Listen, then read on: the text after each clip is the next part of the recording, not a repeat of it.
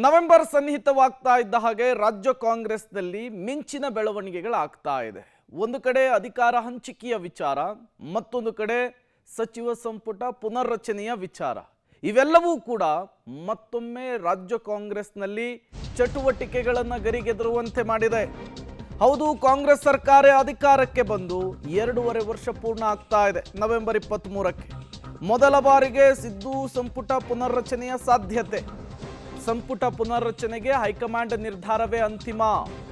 Power sharing ವಿಷಯದಲ್ಲಿ CM ಒಪ್ಪಿಗೆಯೇ final. High command CM ಮಾತು ತಪ್ಪದಂತೆ condition ಹಾಕುತ್ತಾ ಕ್ಯಾಬಿನೆಟ್ ರಿಶಫಲ್. ಸಿಎಂ ನಿರ್ಧಾರವಾದರೂ ಕೂಡ ಹೈಕಮಾಂಡ್ ಮಾತೇ ಅಂತಿಮ. ಕಾಂಗ್ರೆಸ್ನಲ್ಲಿ ಹೈಕಮಾಂಡ್ ಮತ್ತೆ ಪವರ್ಫುಲ್ ಆಯ್ತಾ ಅನ್ನುವಂತಹ ಪ್ರಶ್ನೆ. ಕಾಂಗ್ರೆಸ್ ಸರ್ಕಾರ ಅಧಿಕಾರಕ್ಕೆ ಬಂದು 2.5 ವರ್ಷ ಪೂರ್ಣ ಆಗ್ತಾ ಇದೆ ನವೆಂಬರ್ 23ಕ್ಕೆ. ಬಿಹಾರದ ಎಲೆಕ್ಷನ್ ಮುಗಿತಾ ಇದ್ದ ಹಾಗೇನೆ ಸಚಿವ ಸಂಪುಟ ಪುನರ್ರಚನೆಯ ಅಸ್ತ್ರವನ್ನ ಈಗ ಸಿಎಂ ಸಿದ್ದರಾಮಯ್ಯನವರು ಮುಂದಿಡ್ತಿದ್ದಾರೆ. ಹಂಗೆ ನೋಡೋದಕ್ಕೆ ಹೋದ್ರೆ ಸಿಎಂ ಸಿದ್ದರಾಮಯ್ಯನವರು ಸಚಿವ ಸಂಪುಟ ಪುನರ್ರಚನೆ ವಿಸ್ತರಣೆಯ ವಿಚಾರವನ್ನ ಮುನ್ನೆಲೆಗೆ ತರ್ತಾ ಇರುವಂತಹದ್ದು ಇದೇ ಮೊದಲಲ್ಲ. ಪದೇ ಪದೇ ಹೈಕಮಾಂಡ್ ಲೆವೆಲಲ್ಲೇ ಅದಕ್ಕೆ ಕೊಕ್ಕೆ ಹಾಕುವಂತಹ ಕೆಲಸವನ್ನ ಮಾಡ್ತಾ ಇರುವಂತಹದ್ದು DCM DK ಶಿವಕುಮಾರ್ ಅನ್ನೋದು ಗುಟ್ಟಾಗಿರುವಂತಹ ವಿಚಾರವೇನಲ್ಲ. ಇದರ ನಡುವೆ ಮತ್ತೆ 2.5 ವರ್ಷ ಪೂರ್ತಿ ಆಗ್ತಾ ಇದ್ದ ಹಾಗೆ ಕ್ಯಾಬಿನೆಟ್ ರಿಶಫಲ್ನ ವಿಚಾರವನ್ನ ಸಿಎಂ ಸಿದ್ದರಾಮಯ್ಯನವರು ಮುಂದಿಟ್ಟಿದ್ದಾರೆ. ಒಂದು ವೇಳೆ ಹೈಕಮಾಂಡ್ ಕ್ಯಾಬಿನೆಟ್ ರಿಶಫಲ್ಗೆ ಒಪ್ಪಿಗೆ ಕೊಟ್ಟಿದ್ದೇ ಆದರೆ ನಾಯಕತ್ವ ಬದಲಾವಣೆ ಆಗಲ್ಲ ಅನ್ನುವಂತಹ ಚರ್ಚೆ. ಯಾಕೆಂದ್ರೆ ನಾಯಕತ್ವ ಬದಲಾವಣೆಯ ವಿಚಾರವೇ ರಾಜ್ಯ ಕಾಂಗ್ರೆಸ್ನಲ್ಲಿ ಗೊಂದಲ ಕಾರಣವಾಗ್ತಾ ಇದೆ. ಸಿಎಂ ಸಿದ್ದರಾಮಯ್ಯನವರು ಕೆಳಗಿಳಿತಾರ, DCM DK ಶಿವಕುಮಾರ್ ಸಿಎಂ ಆಗ್ತಾರಾ ಅನ್ನುವಂತಹ ಗೊಂದಲ ಮೊದಲ ಹಂತದ ನಾಯಕರಲ್ಲಿಯೇ ಇದೆ. ಹಾಗಾಗಿಯೇ ಆ ಗೊಂದಲಗಳಿಗೆ ತೆರೆ ಬೀಳಬೇಕು ಅಂದರೆ ಹೈಕಮಾಂಡ್ ಸೂಚನೆ ತುಂಬ ಮುಖ್ಯವಾಗುತ್ತೆ. ಒಂದು ವೇಳೆ ಕ್ಯಾಬಿನೆಟ್ ರಿಶಫಲ್ ಮಾಡುವುದಕ್ಕೆ ಸಮ್ಮತಿಯನ್ನು ಸೂಚಿಸಿದ್ದೇ ಆದರೆ ಯಾವುದೇ ಕಾರಣಕ್ಕೂ ಸಿಎಂ ಸಿದ್ದರಾಮಯ್ಯನವರು ಬದಲಾಗಲ್ಲ ಅನ್ನುವಂತಹ ಒಂದು ಮೆಸೇಜ್ ರಾಜ್ಯ ಕಾಂಗ್ರೆಸ್ನ ಒಳಗಡೆನೆ ರವಾನೆಯಾಗುವಂತಹ ಸಾಧ್ಯತೆ ಇದೆ. ಹಾಗಾಗಿಯೇ ಪದೇ ಪದೇ ಸಿಎಂ ಸಿದ್ದರಾಮಯ್ಯನವರು ಸಚಿವ ಸಂಪುಟ ವಿಸ್ತರಣೆ ಪುನರ್ರಚನೆಯ ವಿಚಾರವನ್ನು ಪ್ರಸ್ತಾಪಿಸ್ತಿದ್ದಾರೆ.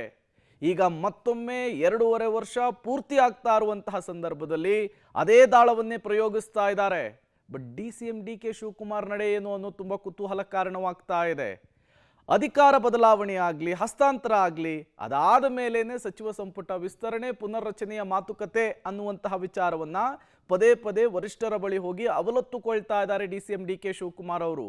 ಇದರ ಬೆನ್ನಲ್ಲೇ ಸೋಮವಾರ ಒಂದು ಡಿನ್ನರ್ ಮೀಟಿಂಗ್ ಅನ್ನು ಕರೆದಿದ್ದಾರೆ. ಔತಣಕೂಟವನ್ನು ಸಚಿವರಿಗೆ ಅರೇಂಜ್ ಮಾಡಿದ್ದಾರೆ ಸಿಎಂ ಸಿದ್ದರಾಮಯ್ಯನವರು.